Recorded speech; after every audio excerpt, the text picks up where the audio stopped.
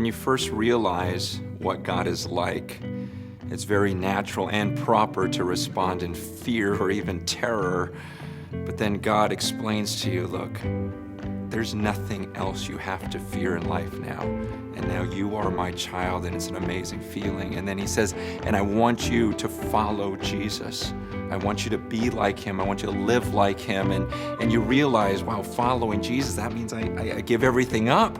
But then you realize, no, this is worth it. This is a good thing. This is what I want to do. But at times it may even feel overwhelming or impossible. And Jesus says, that's why I'm giving you my Spirit.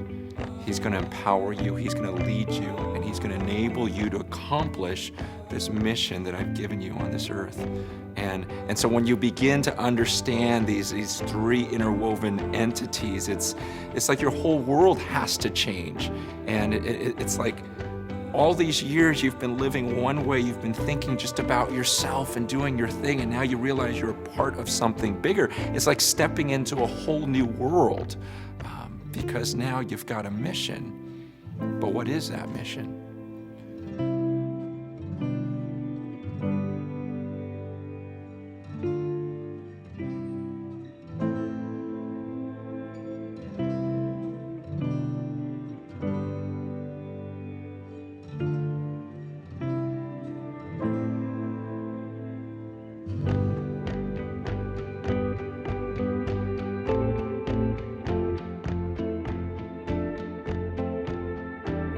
Jesus made it clear. He says, after he rose from the grave, he says, I want you to go and I want you to obey everything that I commanded you, but I also want you to teach others to obey everything that I've commanded.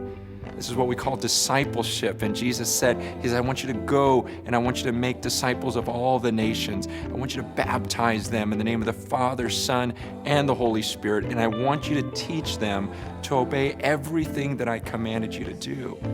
Well, I understood that. I never understood something until later on in my life.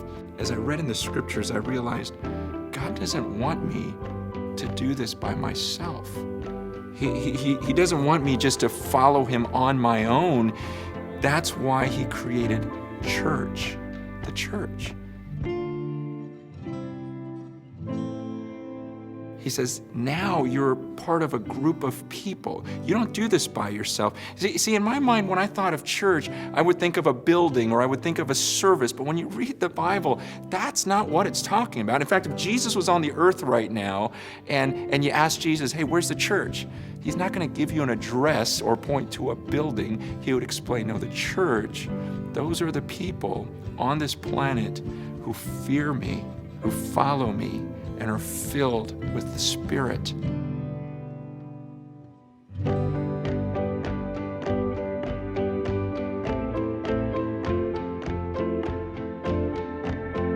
We now, before God, should have a fellowship together, a sharing, not just of thoughts, ideas, but a sharing of everything, to really care for one another.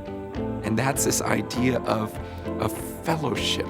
It's sharing as a family. It's sharing as like a body, like a temple. We're part of something bigger. And this word fellowship is so huge in the Bible. And this drives me crazy because for so much of my life, it was almost like an afterthought.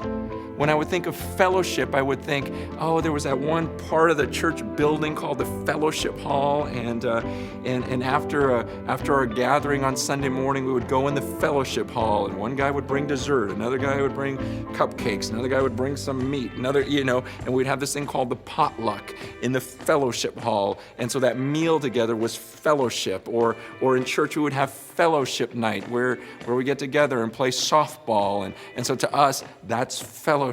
But in the Bible, man, it is so much more intense than that.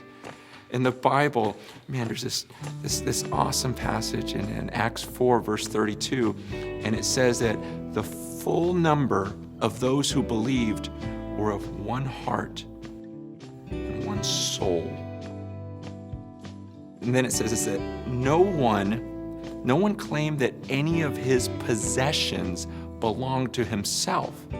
but instead that they would share everything in common, and they would give as people had need. There was a sense of mission together. This is what he meant by fellowship. Now that's a lot different from a potluck. It's this idea that we're one now. We're family.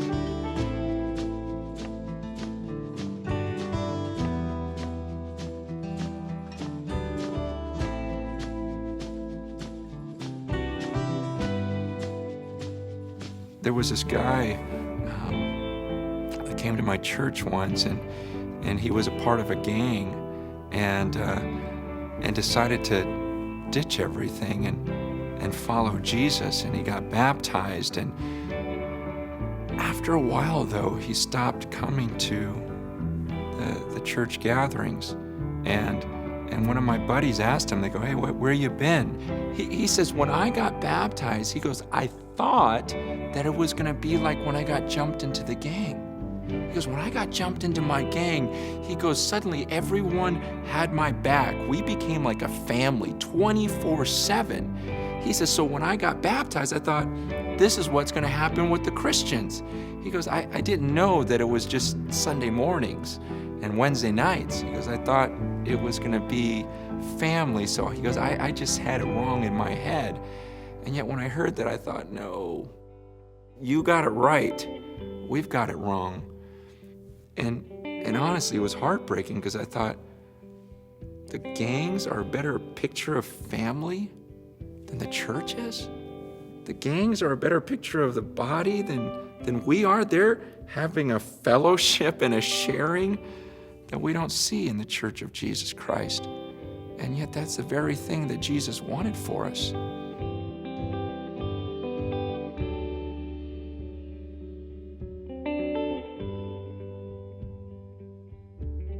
You see, even this mission that we've been sent on, he says, we're supposed to together proclaim the excellencies of him who called us out of darkness into this marvelous light.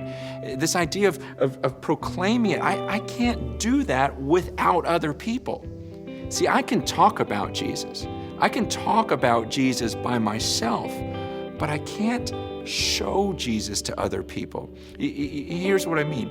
I can tell you, Jesus forgives you. Jesus forgives you. Jesus is forgiving.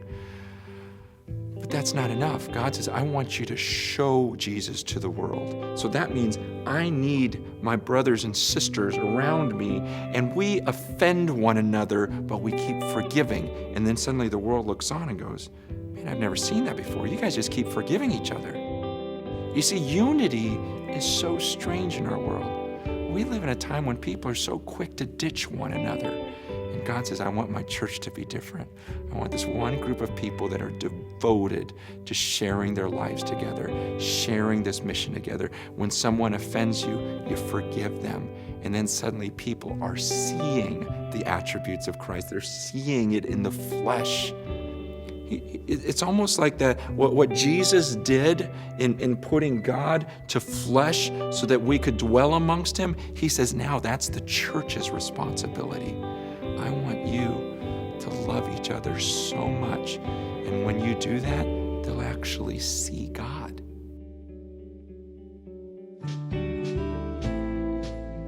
His plan was fellowship. His plan, he says in John 17, when Jesus is praying, he says to God, he goes, I and them, you and me, may they be brought to complete unity to let the world know that you have sent me. There's something about our unity that makes the message believable. And that's why we can't do it by ourselves. Look, if I'm perfectly honest, I am far more comfortable doing this by myself. It's a lot easier. I don't have to put up with different personalities and different arguments. It's just nicer. Let me just have my own relationship with God. But God says, that's not what I designed you for. Here's the mission. I need you to show Jesus to the world by the way that you interact with one another and love one another. So if I'm to accomplish this mission that God's given me, I need others with me. I gotta have them with me. And if you think about it, this is how he designed human beings. We weren't meant to live in isolation.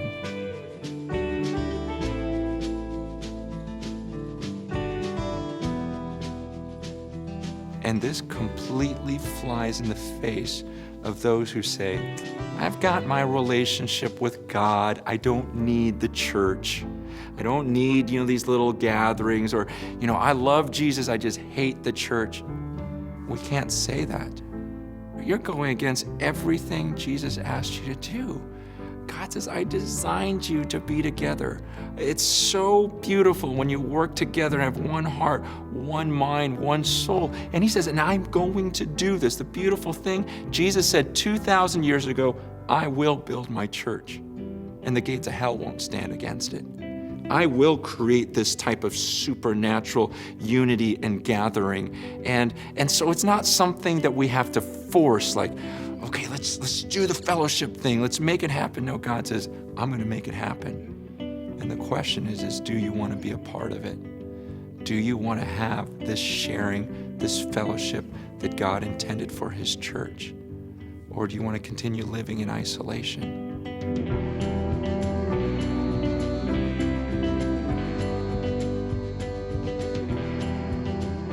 It's an exciting time right now because I'm seeing God just bring people from all different parts of the world, and they're all having the same conviction of church was meant to be more.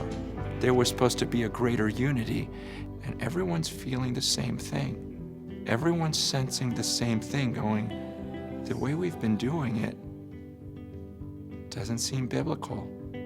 When I read in the Bible, there should be a deep love. It's not just a bunch of people coming in a room and staring forward. It's a family, it's a body. And I'm talking to these people. It's been really weird where they're going, this is what I'm thinking, this is what I'm thinking. We're all thinking the same thing. Why? Because there's one Spirit. And he's leading us all to this conviction of things have got to change. There needs to be this fellowship in the church again. And this is something Jesus is doing.